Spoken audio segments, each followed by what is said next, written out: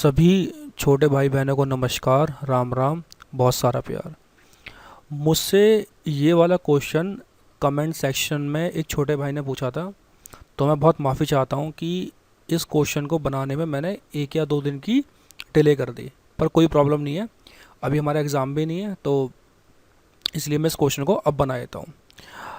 अच्छा, ये क्वेश्चन है रियल नंबर्स का और रिमार्क्स बहुत इम्पोर्टेंट है। आपको इस क्वेश्चन को तभी अटैम्प्ट करना है जब आप एनसीईआरटी के सारे क्वेश्चंस कर चुके हो। अगर आपको यूक्लिड्स डिवीजन लेमा आता है तभी आप इस क्वेश्चन को अटैम्प्ट कीजिएगा, वरना आप इस वीडियो को यहीं पे रोक दीजिए। पहले आप एनसीईआरटी कीजिए, उसके बाद आप इस क्वेश्चन को कीजिएगा। क्वेश्चन सेज दैट, हमको ये शो करना है, ठीक है, वन एंड ओनली वन, सिर्फ और सिर्फ एक out of n, n+4, n+8, n+12 and n+16 is divisible 5। देखो टर्म्स कितनी है, n, n+4 second term, n+8 third term, n+12 fourth term और n+16 फिफ्थ टर्म। ये जो 5 टर्म है ना, इनमें से सिर्फ एक टर्म ना 5 से डिविजिबल होगी जब भी हम n की कोई भी वैल्यू पुट करेंगे। देखो आप एक चीज़ देखो, सपोज मैंने ना n की 1 वैल्यू पुट कर दी, ठीक है। आप मुझे बताओ n कितना हो गया हमारा, 1 हो गया। ये 5 से डिविजिबल नहीं है। n+4 ये कितना हो गया, n की वैल्यू 1 मानी है तो 1+4 कितना हो गया, दैट इज 5। तो ये किससे डिविजिबल है, ये 5 से डिविजिबल है।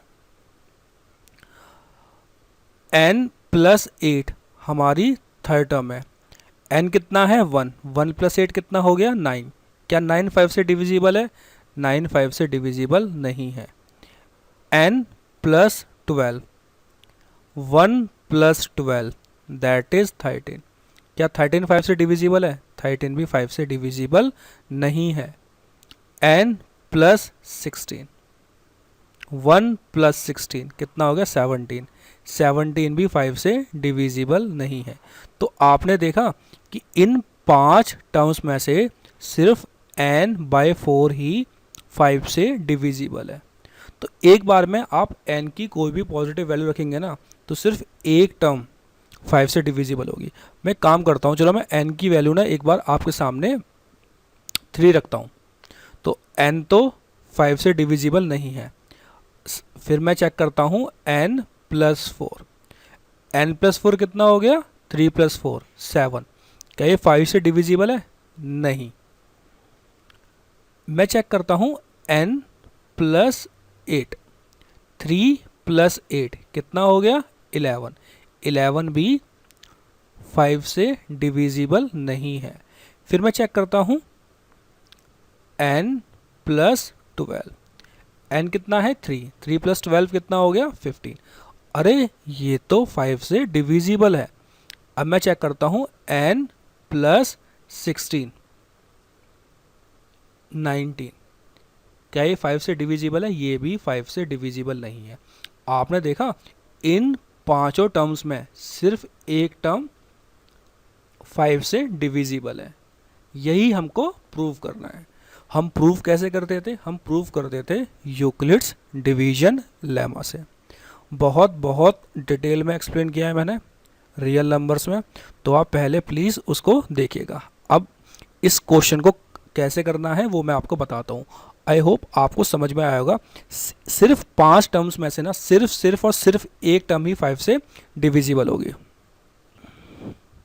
ये क्वेश्चन है हमारा, show that one and only one out of n, n+4, n+8, n+12 and n+16 is divisible by 5, जहाँ पे n कोई भी एक पॉजिटिव इंटीजर है।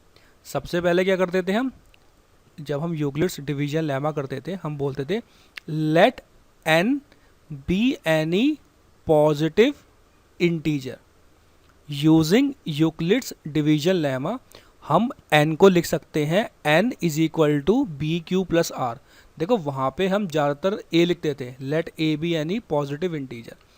आप a ले लो, b ले लो, n ले लो, कुछ फर्क नहीं पड़ने वाला। तो यहाँ पे हमने n ले लिया, n is equal to b q plus r.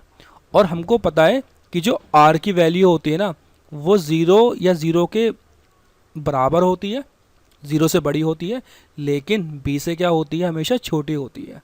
और b लेट करना हमारे हाथ में है। चूँकि यहाँ 5 से डिविजिबल है इसलिए हमने b को 5 लेट कर लिया, b इज इक्वल टू 5। तो ये क्या बन गया, n is equal to 5q plus r. और r की पॉसिबल वैल्यूज़ क्या होंगी, 0 1 2 3 4। ये सब यूक्लिड्स का पार्ट है, बहुत डिटेल में बताया है मैंने आपको रियल नंबर्स में। सबसे पहले हम चेक करेंगे जब r की वैल्यू 0 होगी। देखो हम ना इन सारी वैल्यूज़ के लिए चेक करेंगे, 0 के लिए, 1 के लिए, 2 के लिए, 3 के लिए, 4 के लिए।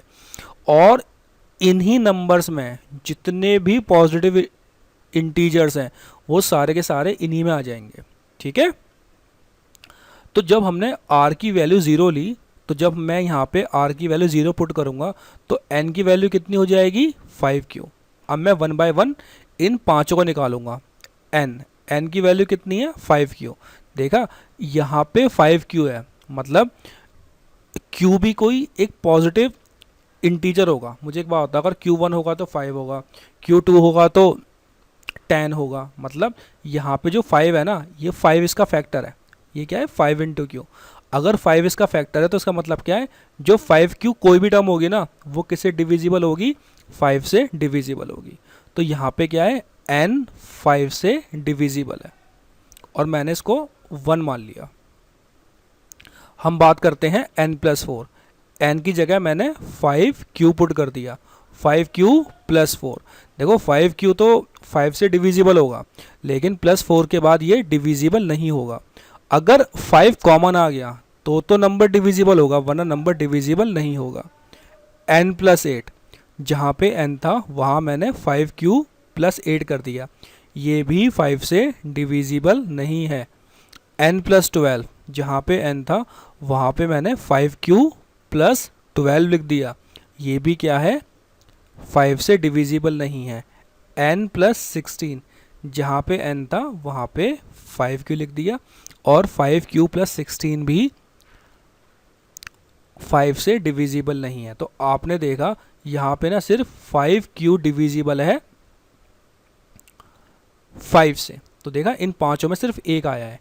अब हम चेक करेंगे जब r की वैल्यू होगी 1, जब रिमाइंडर 1 होगा तो n क्या है, n है हमारा 5q प्लस r।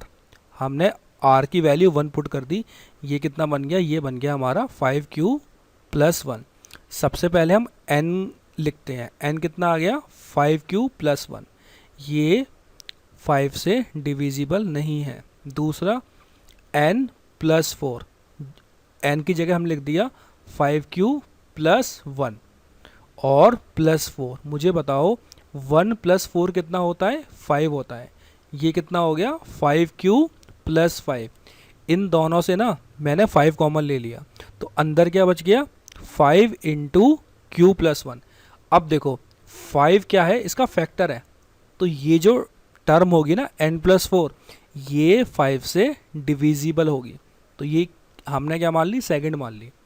अब हम, आपको समझ में आ रहा होगा फैक्टर्स क्या होते हैं। देखो फैक्टर्स कुछ नहीं होते, जैसे मुझे एक बात बताओ, 30 है, ठीक है, 30 क्या होता है, 5 इंटू 2 इंटू 3, 5 इंटू 6 होता है, ठीक है। अब यहाँ पे 5 आ गया, अगर 5 इसके फैक्टर में है ना तो इसका मतलब 5 30 को पक्का डिवाइड करेगा। फैक्टर अपने नंबर को हमेशा हमेशा डिवाइड करते हैं। 12 के फैक्टर्स क्या होंगे, 2 इंटू 2 इंटू 3। तो 12 2 से भी डिविजिबल होगा और 12 3 से भी डिविजिबल होगा। ऐसे ही ये जो n प्लस 4 है ना, ये कितना है, 5 इंटू क्यू प्लस 1। तो n प्लस 4 5 से भी डिविजिबल होगा और q प्लस 1 से भी डिविजिबल होगा, अपने फैक्टरों से डिविजिबल होगा। अब हम निकालते हैं n प्लस 8 के बारे में। जहाँ पे n था वहाँ लिख दिया मैंने 5q प्लस 1 प्लस 8। 1 प्लस 8 कितना होता है? 9 होता है। तो ये भी 5 से डिविजिबल नहीं है। नेक्स्ट n प्लस 12 के लिए, जहाँ पे n था वहाँ पे मैं लिख दिया 5q प्लस 1 प्लस 12। 1 प्लस 12 कितना होता है? 13 होता है। कितना हो गया? 5q plus 13। ये भी 5 से डिविजिबल नहीं है। अब निकालते हैं n प्लस 16 के लिए। जहाँ पे n था वहाँ पे 5q प्लस 1 लिख दिया प्लस 16। 1 प्लस 16 कितना होता है? 17। 5q प्लस 17, ये भी 5 से डिविजिबल नहीं है। तो इन पांचों में भी सिर्फ एक डिविजिबल है 5 से, that is n plus 4।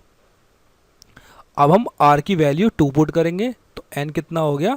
5q plus 2। सबसे पहले हमने n निकाला, 5q प्लस 2 5 से डिविजिबल नहीं है। अब हमने निकाला n प्लस 4। जहाँ पे n था वहाँ पे हमने पुट कर दिया 5q प्लस 2 प्लस 4। 2 प्लस 4 कितना होता है? 6 होता है। 5q प्लस 6, ये भी 5 से डिविजिबल नहीं है। अब हम निकालेंगे n प्लस 8। जहाँ पे n था वहाँ पे हमने पुट कर दिया 5q प्लस 2 प्लस 8। 2 प्लस 8 कितना होता है? 10 होता है। अब देखो 10 भी क्या होता है? अगर हम 10 के फैक्टर्स करेंगे ना, ये कितना हो गया? 2 इंटू 5। इनसे हम 5 कॉमन लेंगे तो यहाँ पे क्या बच गया? q बच गया। और 10 से जब 5 बाहर आ गया तो अंदर 2 बच गया। देखो 5 क्या हो गया? इसका फैक्टर हो गया। तो ये नंबर भी क्या होगा? 5 से डिविजिबल होगा। डिविजिबल बाय 5, ये हमने थर्ड लिख लिया जो डिविजिबल है। अब हम n प्लस 12 चेक करते हैं। जहाँ पे n था वहाँ पे आपने 5q प्लस 2 लिख दिया प्लस 12। कितना हो गया? 5q plus 14।